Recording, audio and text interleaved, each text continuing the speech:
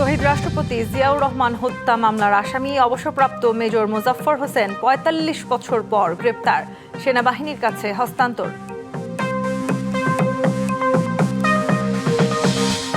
শিক্ষার্থীদের সামনে রেখে কেউ ঘোলা পানিতে মাছ শিকার করতে চায়, বিক্ষোভের নামে জনগণের ভোগান্তি না মানার হুঁশিয়ারি স্বরাষ্ট্রমন্ত্রীর।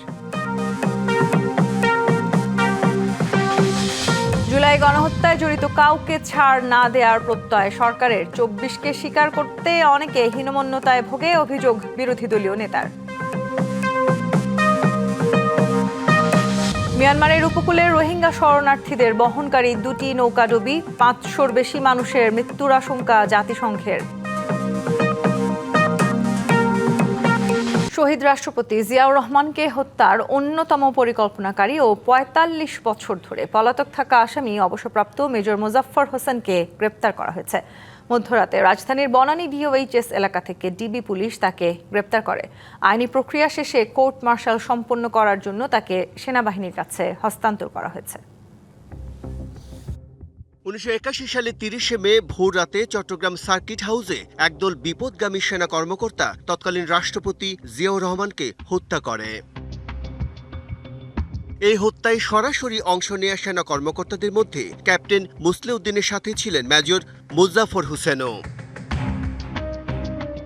মামলার বিবরণ অনুযায়ী মেজর মোজাফফর হোসেনই রাষ্ট্রপতি জিয়াউর রহমানকে শনাক্ত করেন এবং সরাসরি গুলি চালান। হত্যা নিশ্চিত করার পর তিনি চট্টগ্রাম সেনানিবাসে ২৪ পদাতিক ডিভিশনের তৎকালীন জিওসি মেজর জেনারেল আবুল মঞ্জুরকে টেলিফোন করে জানান, the president has been killed.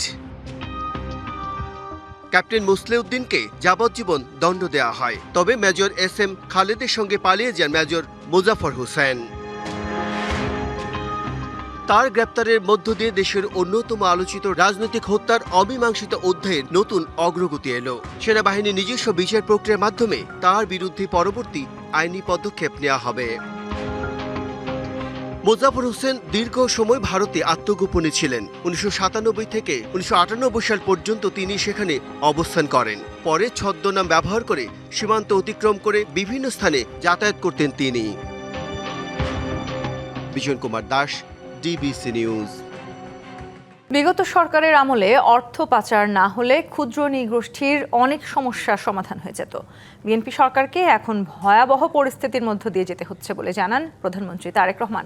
দুপুরে সচিবালয়ে ক্ষুদ্র নৃগোষ্ঠীর প্রতিনিধিদের সঙ্গে বৈঠকে তিনি আরও বলেন, দেশের সব প্রতিষ্ঠান ও দেশের অর্থনীতি ফ্যাসিস্ট সরকার ধ্বংস করে গেছে। বিগত আওয়ামী সরকারের আমলে প্রতি বছর $16 বিলিয়ন পাচার হতো বলে জানান সরকার প্রধান। প্রধানমন্ত্রী আরও বলেন, সরকার এমন একটা দেশ গড়ে তুলতে কাজ করছে যেখানে কোনো জাতি গোষ্ঠীর বৈষম্য থাকবে না। বৈঠকে ক্ষুদ্র নৃগোষ্ঠীর পক্ষ থেকে ভূমি কমিশন গঠন, আদিবাসী অনগ্রসর জনগোষ্ঠীর জন্য জাতীয় কনভেনশন অনুষ্ঠান, ক্ষুদ্র নৃগোষ্ঠী শব্দের পরিবর্তে গোত্রভিত্তিক পরিচয় প্রদান, আদিবাসী হিসেবে সাংবিধানিক স্বীকৃতি, রিজার্ভ বনাঞ্চল থেকে উচ্ছেদ বন্ধ এবং ঋণ সুবিধার দাবি তুলে ধরা হয়।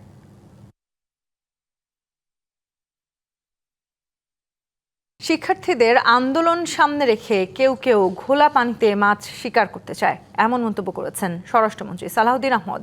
সচিবালয় ব্রিফিংয়ে তিনি আরও বলেন, সরকারকে বিব্রত করতে বিভিন্ন মহল চেষ্টা করছে, তারই অংশ হিসেবে রাজপথে শিক্ষার্থীদের আন্দোলন। স্বরাষ্ট্রমন্ত্রী জানান, শিক্ষা মন্ত্রণালয়ে নিজেদের অবস্থান স্পষ্ট করার পরও সড়কে নেমে জনদুর্ভোগ সৃষ্টি কোনোভাবেই মেনে নেওয়া হবে না। সরকার নির্বাহী আদেশে কাউকে নিষিদ্ধ করার পক্ষে না জানিয়ে স্বরাষ্ট্রমন্ত্রী বলেন, দল হিসেবে আওয়ামী লীগকে নিষিদ্ধ করা হবে কি না সে বিষয়ে তদন্ত হচ্ছে। এটি কি আদালতের বিচারিক ও আইনি বিষয় বলে মন্তব্য করেন স্বরাষ্ট্রমন্ত্রী। সরকারকে বিব্রত করতে চায় এরকম কিছু মহল তো আছেই। যারা আন্দোলন করছে তাদের মধ্যে অনেকে দেখা যায় আসলে ছাত্রই না, পরীক্ষার্থীই না। শিক্ষা মন্ত্রণালয় তাদের অবস্থান পরিষ্কার করেছে যে দুর্যোগপূর্ণ আবহাওয়ার কারণে কোনো শিক্ষার্থী যদি পরীক্ষায় অংশগ্রহণ না করে বা করতে ব্যর্থ হয়, তাদেরকে আবার পরীক্ষা দেওয়ার সুযোগ দেওয়া হবে। একটি বিশেষ অপশক্তি ৭১ থেকেই বারবার বাংলাদেশকে আঘাত করে আসছে। এই অপশক্তির বিরুদ্ধে প্রতিরোধ গড়ে তোলার আহ্বান জানিয়েছেন স্থানীয় সরকার, পল্লী উন্নয়ন ও সমবায় মন্ত্রী মির্জা ফখরুল ইসলাম আলমগীর। দুপুরে রাজধানীর স্বামীবাগের ইসকন মন্দিরে রথযাত্রার উদ্বোধনী অনুষ্ঠানে এসব কথা বলেন তিনি। এ সময় মির্জা ফখরুল আরও বলেন, বিভাজনের রাজনীতিতে বিশ্বাস করে না বিএনপি। সবাইকে সঙ্গে নিয়ে দেশের উন্নয়নে বিএনপি কাজ করতে চায় বলেও জানান তিনি। সুনির্দিষ্ট কোনো ধর্মের মানুষ যাতে বেশি সুযোগ নিতে না পারে সেদিকে খেয়াল রাখা হবে বলে মন্তব্য করেন স্থানীয় সরকার মন্ত্রী।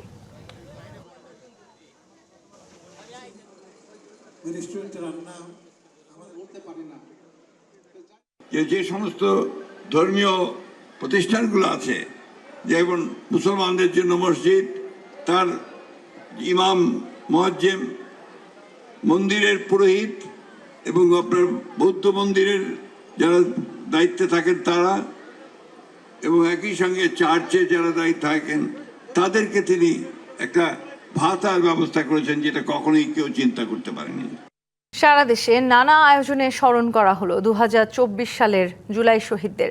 জুলাইয়ের প্রথম শহীদ বেগম রোকেয়া বিশ্ববিদ্যালয়ের ছাত্র আবু সাঈদের কবরে শ্রদ্ধা জানিয়ে মুক্তিযুদ্ধ বিষয়ক মন্ত্রী বলেন, গণঅভ্যুত্থানে গণহত্যাকারীদের ছাড় দেয়া হবে না। শ্রদ্ধায় স্মরণ করা হচ্ছে চট্টগ্রামের শহীদ ওয়াসিম আকরামকে। জুলাই শহীদ দিবসের সকালে রংপুরের বেগম রোকেয়া বিশ্ববিদ্যালয়ের সামনে আবু সাঈদের স্মৃতিস্তম্ভে ফুল দিয়ে শ্রদ্ধা জানান মুক্তিযুদ্ধ বিষয়ক মন্ত্রী আহমেদ আজম খান। এ সময় তিনি জানান, জুলাই আন্দোলনের গণহত্যাকারীদের কোনো ছাড় দেওয়া হবে না। জুলাই চেতনাকে সারা দেশে নতুন প্রজন্ম, পুরাতন প্রজন্ম, সারা দেশের মানুষের কাছে পৌঁছে দিতে মুক্তিযুদ্ধ মন্ত্রণালয় কাজ করছে।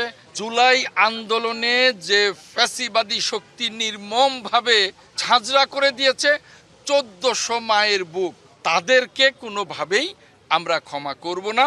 পরে মন্ত্রী আবু সাঈদের বাবাকে সাথে নিয়ে ক্যাম্পাসে জুলাই শহীদ দিবসের বিশেষ সভায় অংশ নেন।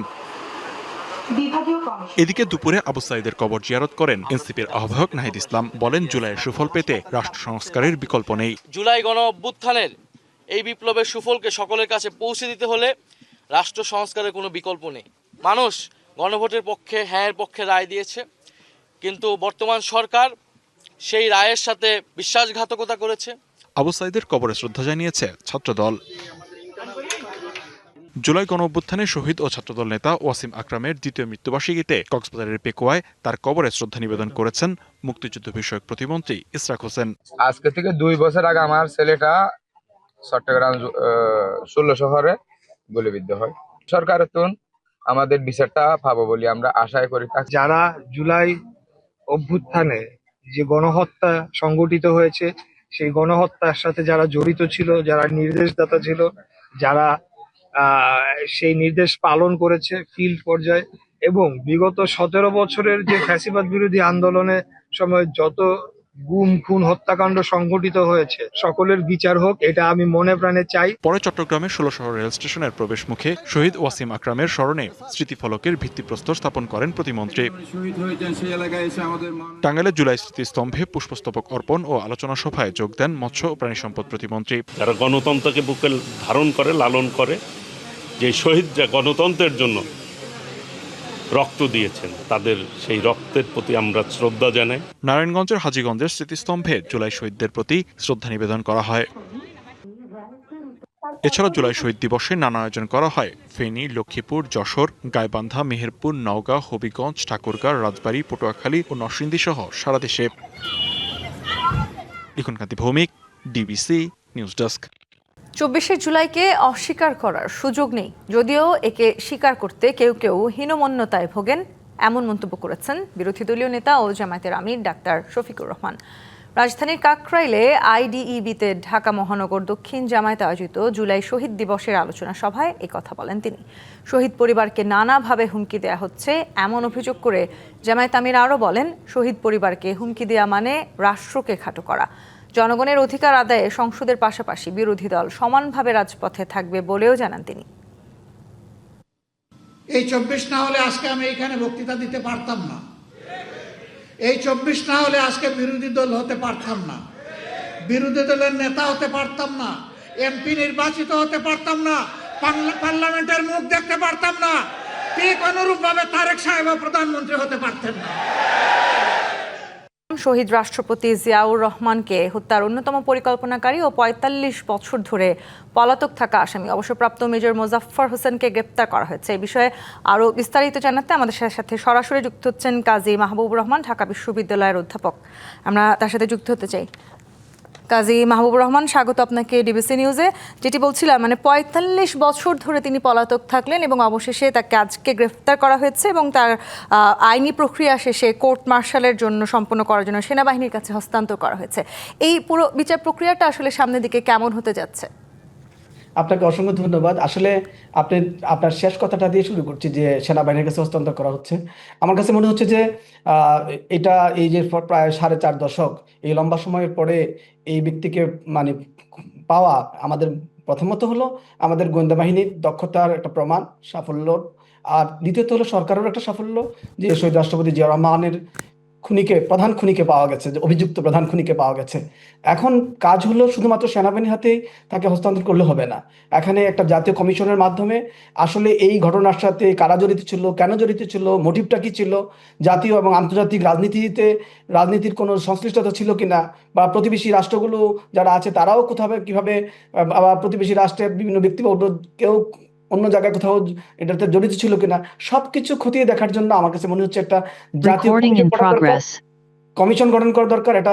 এখানে যদি একটা কমিশন গঠন করা হয় এবং এটা যদি জাতীয়ভাবে উদ্ঘাটন করা হয়, এই ব্যক্তির কাছ থেকে যে সকল তথ্যগুলো পাওয়া যাবে সেই তথ্যগুলো জাতির সামনে উন্মোচন করা প্রয়োজন, যে 4 দশক আগে কেন, কোন কারণে একজন সফল রাষ্ট্রপতিকে এইভাবে হত্যা করা হলো। কাজী মাহবুবুর রহমান, ঠিক এই জায়গাটিতেই আপনাকে আমি একটু প্রশ্ন করতে চাই। আপনি বলছেন যে জাতির সামনে আসলে এই পুরো বিষয়টিকে সামনে নিয়ে আসা উচিত, আইনি প্রক্রিয়া যখন চলছে তখন কি আসলে আমরা এই পুরো বিষয়টিকে জাতির সামনে নিয়ে আসতে পারবো, নাকি আসলে সেই সুযোগটি নেই এখন আপাতত? আমার কাছে মনে হচ্ছে যদি আপনি একটা সিভিল কমিশন গঠন করেন জিয়া রহমান হত্যাকাণ্ডের জন্য, এটা করা যেতেই পারে। একটা মার্শাল কোর্টে বিচার, আপনি এখনো কিন্তু ওনার কোনো বিচার হয় নাই, উনি তো পলাতক ছিলেন, বিচার হয় নাই বা বিচারের কোনো রায়ও হয় নাই কিন্তু ওনার ব্যাপারে। তো এটা কোর্ট মার্শালে যাবে, অবশ্যই যাবে, কিন্তু কোর্ট মার্শালের পাশাপাশি একজন আসামিকে যেহেতু পাওয়া গেছে, সেই আসামির মাধ্যমে জাতীয়ভাবে এই ধরনের গুরুত্বপূর্ণ হত্যাকাণ্ডের ব্যাপারে মোটিভ জানা খুব প্রয়োজন বাংলাদেশ রাষ্ট্রের জন্য, বাংলাদেশের নিরাপত্তার জন্য, বাংলাদেশের স্থিতিশীলতার জন্য। সেই কারণে আমি সরকারকে অনুরোধ করছি যে এইটাকে কোর্ট মার্শালে সম্পূর্ণভাবে ছেড়ে দিলে আমরা কিন্তু আসলে অনেক বিষয় জানতে পারবো না। এখানে সিভিল আদালতে আনা অথবা সিভিল আদালতের আগেও আমি মনে করি একটা জাতীয় কমিশনের মাধ্যমে, একটা সিভিল কমিশনের মাধ্যমে দ্রুততার সাথে এই লোকের কাছ থেকে তথ্য নেওয়ার একটা প্রয়োজনীয়তা আমাদের আছে। আমরা কিন্তু এখানে বিডিআর কমিশন গঠন করেছি, সুতরাং আমরা তো অলরেডি অনেকগুলো বিষয়ে কমিশন গঠন করেছি, সেগুলোর মাধ্যমে কিন্তু আমরা তথ্য জেনেছি। এখানেও তো আমরা আসলে একটা যদি কমিশন গঠন করি আমাদের মাধ্যমে আমরা কিন্তু একটা 4.5 দশক আগে এই ধরনের হত্যাকাণ্ডের মোটিভটা আমরা জানতে পারবো, এবং এখানে জিয়া রহমানের এই হত্যাকাণ্ডে এরশাদের কি ভূমিকা ছিল এবং মঞ্জুরের কি ভূমিকা ছিল, অন্যান্য সামরিক অফিসারদের কি ভূমিকা ছিল, অথবা যারা সামরিক অফিসার না সিভিল চট্টগ্রাম কেন্দ্রিক অথবা জাতীয় লেভেলের যারা আছেন তাদের কি ভূমিকা ছিল, অন্যান্য জাতীয় নেতৃবৃন্দের কি ভূমিকা ছিল, এই সব কিছু জাতির সামনে উন্মোচন করা প্রয়োজন, সরকারেরও জানা প্রয়োজন, আমাদের সাধারণ নাগরিক হিসেবে আমাদেরও জানা প্রয়োজন। এবং আমরা মনে করি এই তথ্যের মাধ্যমে, এই তদন্তের মাধ্যমে আমরা একটা বিশেষ হত্যাকাণ্ডকে, একটা ইম্পর্টেন্ট হত্যাকাণ্ডের ব্যাপারে আমরা কিন্তু অবগত হতে পারবো। সো আমি এটাকে শুধুমাত্র সামরিক আদালতে বিচার প্রক্রিয়া কমপ্লিট করার আমি বিপক্ষে।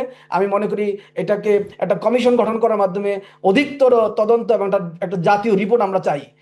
এই কারণে আমি বলছি যে এটাকে যদি সরকার খুব হালকাভাবে ন্যায় বিচার প্রক্রিয়া শুধুকে কমপ্লিট করে, এটা অবশ্যই ন্যায় বিচার নিশ্চিত করার প্রয়োজনীয়তা আছে, কিন্তু ন্যায় বিচারের পাশাপাশি আমাদের তথ্য দরকার আছে জাতির প্রয়োজনে, বাংলাদেশের প্রয়োজনে, রাষ্ট্রের প্রয়োজনে, এমনকি বিএনপিরও জানা দরকার আছে, বিএনপি সরকারেরও জানা দরকার আছে আসলে শহীদ রাষ্ট্রপতি জিয়া রহমান এতটা সফল রাষ্ট্রপতি হওয়া সত্ত্বেও কেন, কিভাবে এখানে চট্টগ্রামের সার্কিট হাউসে তিনি এই ব্যক্তি, অভিযুক্ত এই ব্যক্তি সহ অন্যান্য ব্যক্তিদের মাধ্যমে খুন হলেন, এটা আমাদের জানা প্রয়োজন। সেই কারণে এই হত্যাকাণ্ডের বিচার যে এই প্রক্রিয়ার মধ্য দিয়ে অন্তত শুরু হয়েছে, আমরা সেই প্রত্যাশা রাখতে পারি। কাজী মাহবুবুর রহমান, ধন্যবাদ আপনাকে আমাদেরকে সময় দেওয়ার জন্য। জুলাই আন্দোলন নিয়ে কেউ মিথ্যা মামলা দিয়ে হয়রানি করে থাকলে তাদের বিরুদ্ধেও ব্যবস্থা নেওয়া হচ্ছে। সকালে টিএমপি মিডিয়া সেন্টারে ব্রিফিংয়ে এই কথা জানিয়েছেন ঢাকা মহানগর গোয়েন্দা পুলিশের প্রধান অতিরিক্ত কমিশনার শফিকুল ইসলাম। কেউ যদি মিথ্যা মামলা দায়ের করে থাকে, তবে আমি আপনাদেরকে নিশ্চয়তা দিচ্ছি এই মামলাগুলো সঠিকভাবে তদন্ত করে দোষী ব্যক্তিদের একমাত্র দোষী ব্যক্তিদেরকে আমরা আইনের আওতায় নিয়ে আসবো। অনলাইন জুয়া বিরোধী একটি বিশেষ অভিযান গাজীপুর এবং কুমিল্লা জেলায় পরিচালনা করে অনলাইন জুয়ার সাথে সম্পৃক্ত থাকার অভিপ্রায়ে 6 জন আসামিকে গ্রেপ্তার করা হয়। শেখ হাসিনাকে দেশে ফেরাতে ভারতের রাজনৈতিক ও কূটনৈতিক সদিচ্ছা প্রয়োজন, তবে ফেরার আগে তার ট্রাভেল ডকুমেন্ট লাগবে। বন্দি প্রত্যর্পণ চুক্তির আওতায় তাকে ফেরানোর চেষ্টা চলছে। পররাষ্ট্র মন্ত্রণালয়ে সাংবাদিকদের এসব কথা জানান পররাষ্ট্র প্রতিমন্ত্রী শামা ওবায়েদ। অন্তর্বর্তী সরকারের সময় 2 দফায় চিঠি এবং বিএনপি সরকারের সময়ও কূটনৈতিক প্রচেষ্টা অব্যাহত রাখার মধ্যেই গত সপ্তাহে বার্তা সংস্থা রয়টার্সকে শেখ হাসিনা জানান তিনি নিজেই দেশে ফিরবেন। কিভাবে ফেরানো হবে তাকে? দিল্লিতে তার স্ট্যাটাস কি? বন্দি প্রত্যর্পণ চুক্তির আওতায় তাকে ফেরানো সম্ভব কি? এসব প্রশ্নের জবাবে পররাষ্ট্র প্রতিমন্ত্রী জানান এক্ষেত্রে প্রয়োজন ভারতের সদিচ্ছা। হাতি হত্যার আসামি জেলখানায় আছে, কোনো স্ট্যাটাসে নাই। হাসিনা পালিয়ে গিয়ে ভারতে আছে, কোনো স্ট্যাটাসে নাই। তারা কিভাবে ফেরত আসবে সেটা যদি এক্সট্রাডিশন ট্রিটির অনুযায়ী আসে তাহলে এটার আইনগত নিয়ম আছে এবং ডিপ্লোম্যাটিকও কিছু নর্মস আছে। ভারতের সরকারের এখানে একটা রোল আছে। রাজনৈতিক সদিচ্ছা, ডিপ্লোম্যাটিক সদিচ্ছা, সব ধরনের সদিচ্ছার প্রয়োজন। শেখ হাসিনা ইস্যুতে ঢাকা দিল্লি সম্পর্কের কোনো ব্যাঘাত ঘটবে না বলেও জানান পররাষ্ট্র প্রতিমন্ত্রী। আমি মনে করি না যে এখানে ভারত আর বাংলাদেশের সম্পর্কের কোনো ব্যাঘাত ঘটবে। সম্পর্ক তো সম্পর্ক জায়গায় থাকবেই এবং সেটা একটি দেশের সাথে আরেকটি দেশের বাইল্যাট্রাল এবং সম্পর্কটা বহুমাত্রিক হয়। তো সেই ক্ষেত্রে অবশ্যই তাদের সাথে আমাদের সম্পর্ক থাকবে, আমাদের এক্সচেঞ্জ থাকবে, আমাদের ডায়ালগ চলমান থাকবে। এই জুলাই মাসে এটা বলতেই হবে, যারা রক্ত দিয়েছে, যারা মারা গেছে, যারা আহত অবস্থায় আছে, তাদের পরিবারের জন্য একটা ক্লোজার দরকার। তিনি আরো বলেন সাজা হয়ে যাওয়ায় একজন আসামির আইনিভাবে আত্মসমর্পণের আর কোনো সুযোগ নেই। যেহেতু সাজা হয়ে গেছে সেহেতু একজন আসামির লিগালি আইনগতভাবে আত্মসমর্পণের কোনো আর স্কোপ নাই। ইশরাত জাহান উর্মি, ডিবিসি নিউজ, ঢাকা। বাজেটের পর থেকে সুবাতাস বইছে পুঁজিবাজারে। দেশের প্রধান পুঁজিবাজার ঢাকা স্টক এক্সচেঞ্জ বাজেট প্রস্তাবের পর থেকে এই পর্যন্ত মূলধন বেড়েছে 22,000 কোটি টাকার বেশি।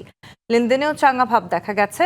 গেল এক মাসে পুঁজিবাজারে নতুন করে যুক্ত হয়েছে 9,000-এর বেশি বিত্ত অ্যাকাউন্টধারী, বিও অ্যাকাউন্টধারী। বাজার সংশ্লিষ্টরা বলছেন নতুন সরকারের নেওয়া বেশ কিছু ইতিবাচক উদ্যোগের সুফল পেতে শুরু করেছে দেশের পুঁজিবাজার। দীর্ঘ পতনের পর তেজিভাব ফিরতে শুরু করেছে দেশের প্রধান পুঁজিবাজার ঢাকা স্টক এক্সচেঞ্জে। হারানো আস্থা ফিরে আবারও বাজারমুখী হচ্ছেন বিনিয়োগকারীরা।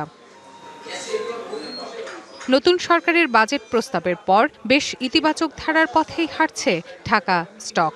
বেড়েছে মূলধনের পরিমাণও। ডিএসসির তথ্য অনুযায়ী 11 জুন ডিএসসিতে মূলধন ছিল 6,90,000 কোটি টাকা, যা এক মাসের ব্যবধানে 15 জুলাই এসে দাঁড়ায় 7,12,000 কোটি টাকায়।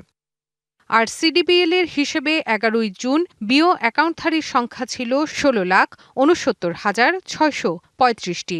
অন্যদিকে 15 জুলাই তা বেড়ে দাঁড়িয়েছে 16,78,931টিতে। তবে চলতি সপ্তাহে বাজার বিশ্লেষণে দেখা যায় টানা 4 কার্যদিবস সূচক ঊর্ধ্বমুখী থেকেছে, তবে বৃদ্ধির গতি ক্রমশ কমেছে। ওঠানামা দেখা গেছে লেনদেনে, যদিও বৃহস্পতিবার সূচক এবং লেনদেনে খুব একটা ইতিবাচক সাড়া মেলেনি। এমন পরিস্থিতিতে বাজার বিশ্লেষকরা বলছেন মাঝে মধ্যে সূচক এবং লেনদেনে শ্লথ গতি থাকলেও ইতিবাচক ধারা ফিরতে শুরু করেছে পুঁজিবাজারে। যারা দীর্ঘদিন যাবৎ পুঁজিবাজারের বাইরে ছিল এবং তারা কমিশনের কার্যক্রমের জন্য, আমি বলবো নিষ্ক্রিয়তার জন্য নতুন কোনো স্টক আনছিলেন না, তারা যে আবার ব্যাক করার চেষ্টা করছে বা ব্যাক করার চিন্তা ভাবনা করছে, সেটা কিন্তু ট্রেড ভলিউমের কথা যদি আমরা চিন্তা করি বা আপনার সূচকের বারবারান্তর কথা যদি চিন্তা করি, সেখান থেকে কিন্তু প্রতীয়মান হয়। নতুন সরকারের নিয়ে বেশ কিছু উদ্যোগের প্রশংসাও করেন তিনি। গভর্নমেন্টের কমিটমেন্ট, গভর্নমেন্টের দিক থেকে বিবৃতি, এই পুঁজিবাজার নিয়ে আশাবাদ ব্যক্ত করা, নতুন কমিশন গঠন করা, বিনিয়োগকারীদের বাজার পার্টিসিপেশন, একটা পজিটিভ ভাইব কিন্তু লক্ষ্য করা যাচ্ছে। তবে যারা কারসাজি করেছেন তারা যে দলেরই হোক না কেন আইনের শাসন কায়েম করার তাগিদ বিশ্লেষকদের। Rifat Nova, DBC news, Dhaka.